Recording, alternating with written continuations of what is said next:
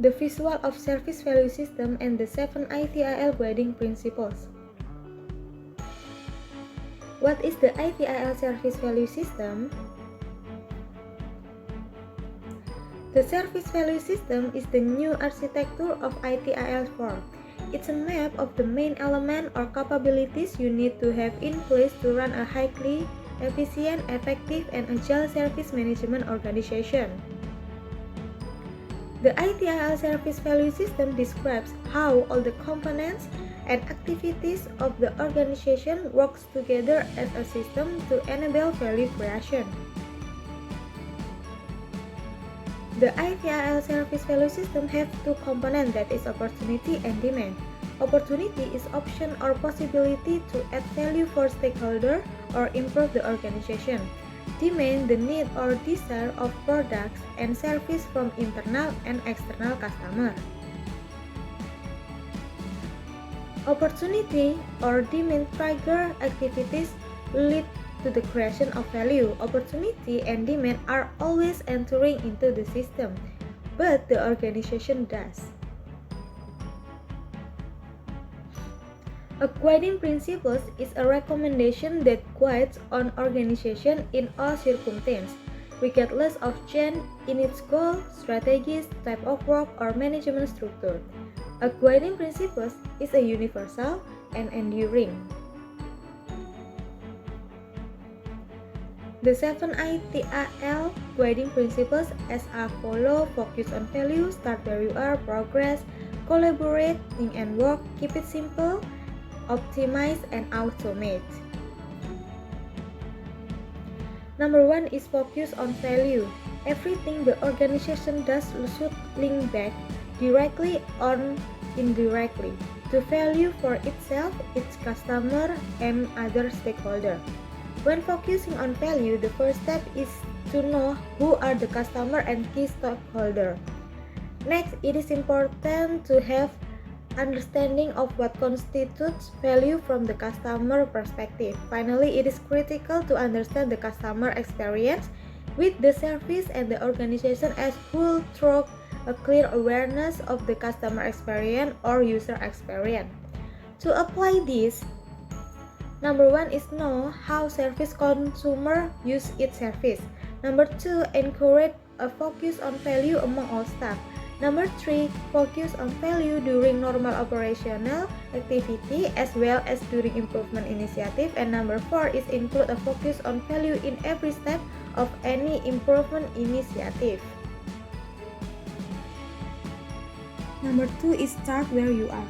When undertaking an improvement opportunity, it is not necessary or wise to remove what has been done in the past and to build something completely new, as this can be wasteful in terms of time and or cost as well as lost opportunity to leverage of what exists.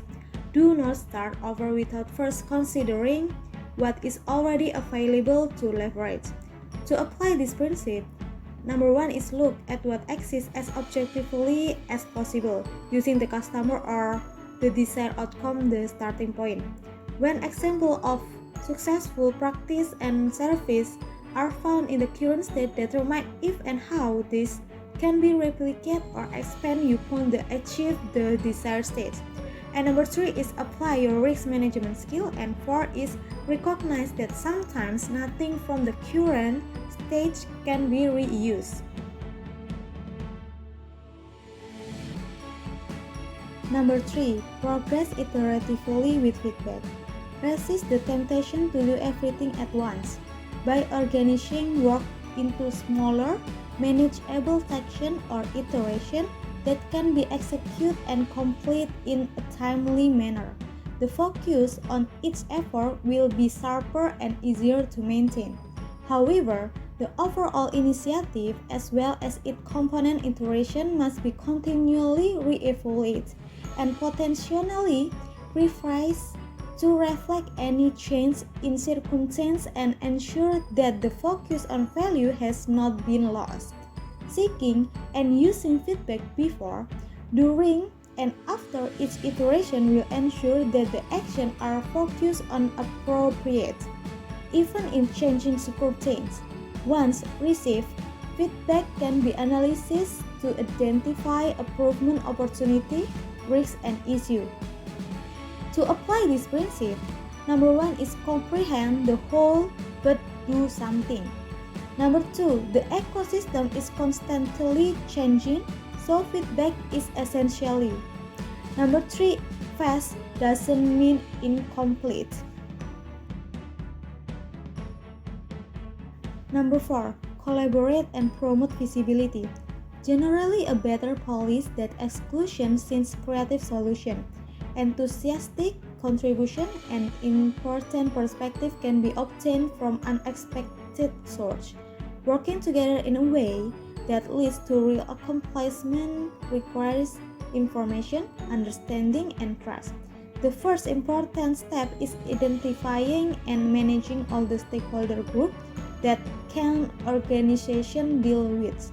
The first and most obvious stakeholder group is the customer. As in service management, the organization's main goal is to facilitate customer outcome. To apply this principle, number 1 is collaboration doesn't mean consensus. Number 2, communicate in a way the audience can hear. Number 3, decision can only be made on visible data. Number 4, think and work holistically. No service, practice, process department, or supplier stands alone. The output that the organization delivers to itself, its customer, and other stakeholders will suffer unless it works in an integrated way to handle its activities as a whole rather than as separate parts. To apply this principle successfully, consider this advice. Number 1, recognize the complexity of the system. Number 2, collaboration is a key to thinking and working holistically. Number 3, where possible, look for patterns in the needs of an interaction between system elements. Number 4, automation can facilitate working holistically. Number 6, keep it simple and practical. Always use the minimum number of steps to accomplish an objective. Outcome-based thinking should be used to produce practical solutions that deliver valuable outcomes. If a process, service, action, or metric fails to provide value or produce a useful outcome, then eliminate it. Trying to provide a solution for every exception will often lead to overcomplicement. Instead, rules should be designed that can be used to handle exceptions generally. To apply this principle successfully, consider this advice. Number 1, ensure value. Number 2, simplicity is the ultimate sophistication. Number 3, do fewer things, but do them better. Number 4, respect the time of the people involved. Number 5, easier to understand, more likely to adopt. Number 6, simplicity is the best route to achieve quick wins. Number 7 is optimize and automate. Optimization means to make something as effective and useful as it needs to be. Before an activity can be efficiently automated, it should be optimized to whatever degree is possible and reasonable. It is essential that limits are set on optimization of service and practice, as they exist within a set of constraints. Example is financial, completion, and time of research. Automation typically refers to the use of technology to perform a step of series of steps correctly and consistently with limit or no human intervention. In its simple form, however, automation could also mean the standardization and streamlining of manual tasks, such as defining that rules of part of process to allow decision to made automatically. To apply this principle successfully, consider the advice. Simplify and or optimize before automating. Number 2, use automation to reduce tasks which are manual, tactical, devoid of enduring value, and linear scaling. Number 3, define your metrics. Number 4 is use the other guiding principles when applying this one.